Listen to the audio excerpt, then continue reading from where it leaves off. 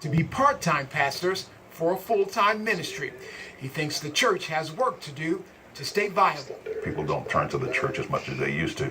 There was a time when the pastor in the church was probably the second in significance in the community. Now I think it's probably the 10th. And because of that, James believes membership has dwindled. As the pews are becoming more empty as we go, then trying to maintain existence is hard because it requires finance to do it. Other Presbyterian churches are in the same shape. James says more retirements are on the way, mixed with a decrease in people going into seminary to become church pastors and more millennials making up society.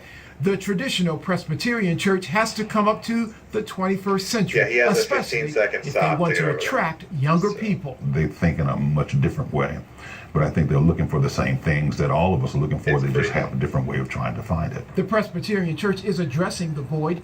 General Presbyter Dr. Jan Edmonston was away at a conference to talk about growing churches. She shared her thoughts by phone. I think we might have a shortage for pastors who can afford to go to those smaller churches. Edmondson says bigger and thriving Presbyterian churches have no problem filling the pulpit, but it's the small churches like South End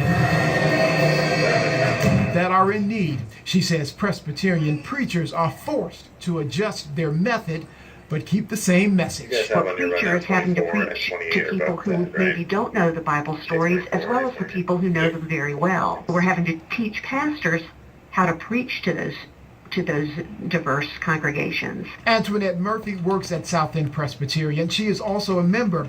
The parishioner is not concerned about having a part-time pastor. Maybe all the good ones are taken up as full-time pastors, and now you have to resort to the retired pastors to come out and help. She believes her God will supply a pastor who the congregation needs. She says not everybody is called to answer that higher calling. I understand why there's a shortage because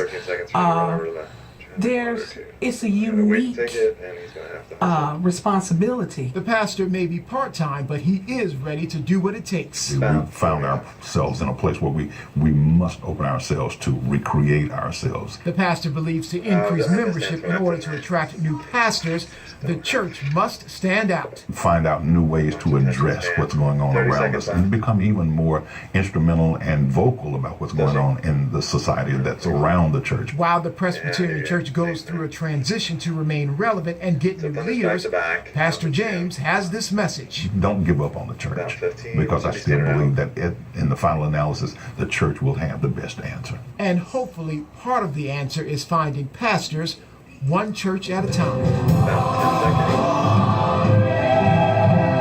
Dedrick Russell, WBTV, on your side tonight. And in some cases, they're going to different